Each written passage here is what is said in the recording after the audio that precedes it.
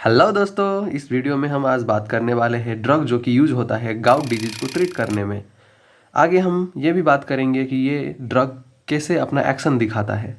इससे पहले हम जान लेते हैं कि गाउट क्या होता है। तो गाउट एक मेटाबॉलिकल डिसऑर्डर है जिसमें यूरिक एसिड का लेवल हाई हो जाता है ब्लड में। और जब मोर देन 4 मेगाग्राम पर डेसीलीटर अगर यूरेट का लेवल हो गया ब्लड में तो हम कहते हैं इस कंडीशन को गाउट। दरअसल इस डिजीज में मोनोसोडियम यूरेट वो जॉइंट और कार्टिलेज में डिपॉजिट हो जाता है। और ये जो डिपॉजिट होता है ये मोस्टली टोई और जॉइंट में होता है, जिसके कारण से इन्फ्लामेशन, रेडनेस या पेन होने लगता है। अब बात करते हैं दोस्तों, ये होता कैसे है। ये हमारे बॉडी के सेल के अंदर डीएनए होता है। इस डीएनए के अंदर होता है प्यूरिन बेस और पिरामिडइन बेस। इस केस में प्यूरिन जो बेस होता है वो कन्वर्ट हो जाता है हाइपोक्सेंथिन में, और फिर हाइपोक्सेंथिन जेंथिन में कन्वर्ट हो जाता है in the presence of xanthine oxidase.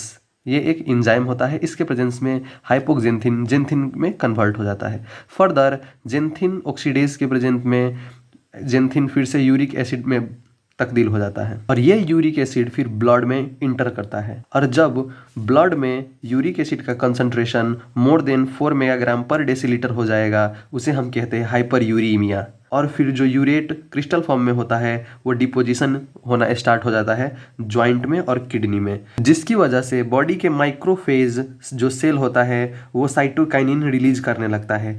ये साइटोकाइनिन अट्रैक्ट करता है न्यूट्रोफाइल सेल को, और न्यूट्रोफाइल का एक्टिवेशन और माइग्रेशन होने लगता है, जिससे न्यूट्रोफाइल अपने मीडिएटर रिलीज करने लगता है, और उसके वजह से पीएच कम हो जाते हैं टिश्यू के, और further deposition of urate crystal joint में होने लगता है। तो दोस्तों बात करते हैं अब इस कंडीशन को कैसे हम ट्रीट करते हैं। तो देखिए, अगर हम जेंथिन ऑक्सीडेज को इनहिबिट कर दें तो हाइपोक्सेंथिन जेंथिन नहीं बन पाएगा।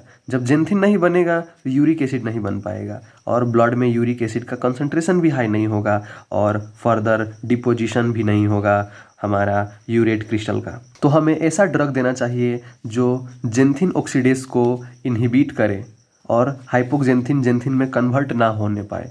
दूसरा जो ड्रग है वो हम यूज़ करते हैं जो हमारा एक्टिवेशन ऑफ न्यूट्रोफाइल हो रहा था वो ना हो पाए, और माइग्रेशन ऑफ न्यूट्रोफाइल ना हो पाए, जिसकी वजह से जो डिपोजिशन है यूरेट का वो नहीं हो पाएगा हमारे जॉइंट और किडनी में।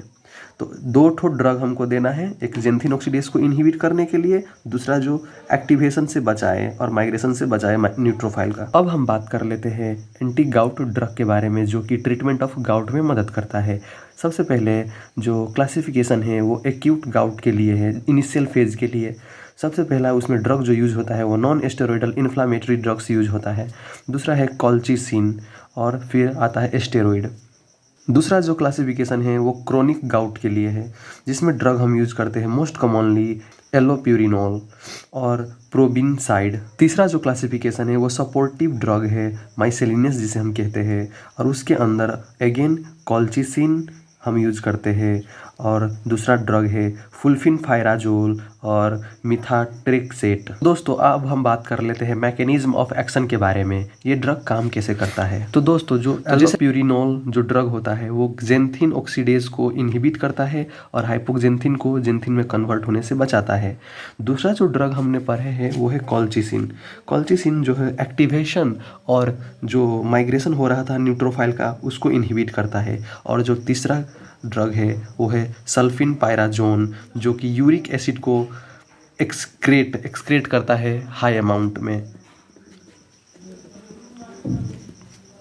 और बॉडी से यूरिक एसिड का अमाउंट डिक्रीज करता है।